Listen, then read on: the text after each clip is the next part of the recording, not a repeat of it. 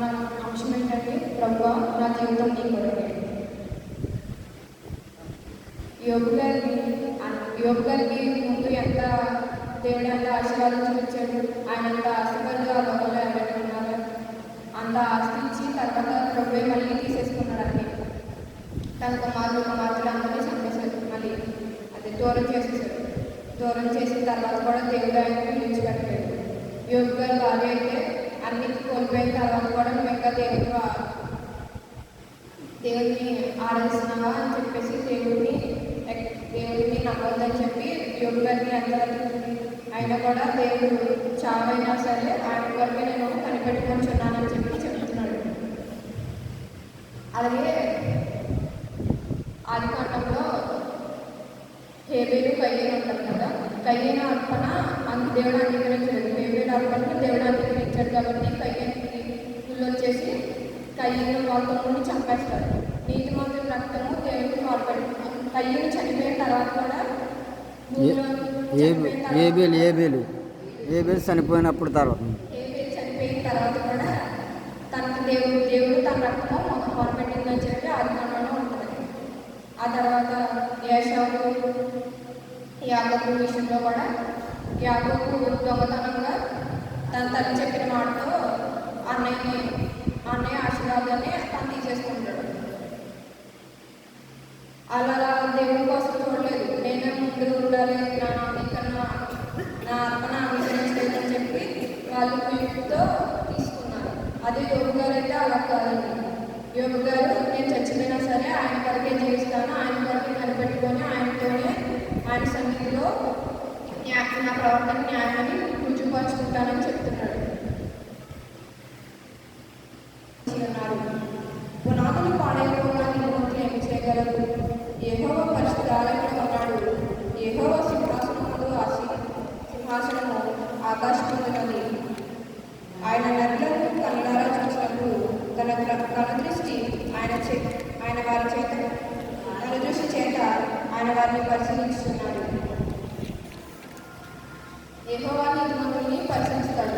దేవుడు ఎప్పుడు పైన చూస్తానే ఉంటాడు. నువ్వు ఏం చేస్తావు? ప్రతిదీ నువ్వు నా కొరకు పని చేస్తున్నావా, లేదంటే నీ కొరకు నీ కడుపు నింపుకోవడం చూస్తున్నావా, లేదంటే పక్కన మీద అసూయతో పక్కన మీద ఏదైనా కుట్రలు చేస్తున్నావా, ప్రతిదీ చూస్తూ ఉంటాడు. ఒక రోజు నీకు లెక్క అడుగుతాడు.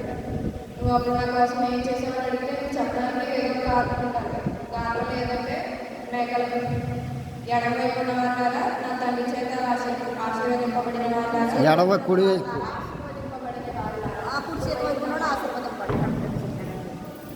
మీరందరూ పాతాళంలోకి వెళ్ళిపోండి అని చెప్తాడు. చెప్పించబడిన వాళ్ళ అనాలి.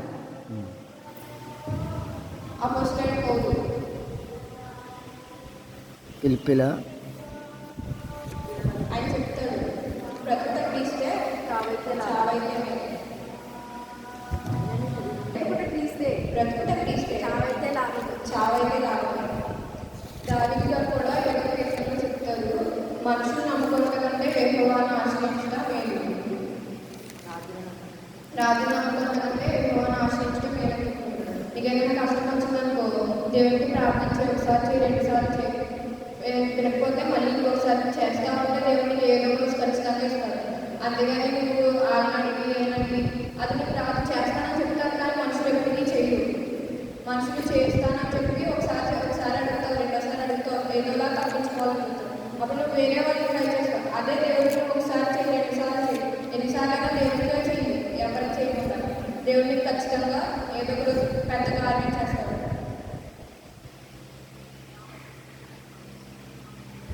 ఇప్పుడు దోసుకుడు యెరూషలేమునకు తీసుకొని వచ్చాడు. దమస్కులోని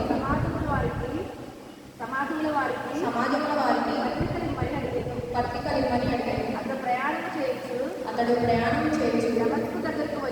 దమస్కు వచ్చినప్పుడు అకస్మాత్తుగా ఆకాశం నుండి ఒక వెలుగు అతని చుట్టూ ప్రకాశించేది. అప్పుడు అతడు నేల మీద పడి సౌలా నీవేళ నన్ను హింసిస్తున్నామని తనతో ఒక స్వరం పలుకుట వినండి. అప్పుడు సౌలు గారు అడుగుతాడు, ప్రభువా నీవెవడవని అతడు అడగగా ఆయన నేను నీకు శిక్షణ ఇస్తున్నాను. ప్రభువు సౌలు దమస్కు పట్టణంలో ఇంకా క్రైస్తవులు హింసిస్తూనే ఉన్నాడు. హత్య చేయాలని ఆయనకి చాలా ఇంట్రెస్ట్ అనమాట. హత్య చేయాలని చెప్పి ప్రధాన యాజకుడి దగ్గరికి వెళ్తాడు. దమస్కు పట్టణంలో ఉన్న పురుషుల్ని, ఆ మార్గంగా వెళ్తున్న పురుషుల్ని, స్త్రీని మొత్తం అందరినీ చంపేయాలని చెప్పేసి వెళ్తూ ఉంటాడు. వెళ్తా ఉన్నప్పుడు దేవుడు సౌలు గారిని పిలుస్తాడు. సౌలా సౌలా నీవేళ నన్ను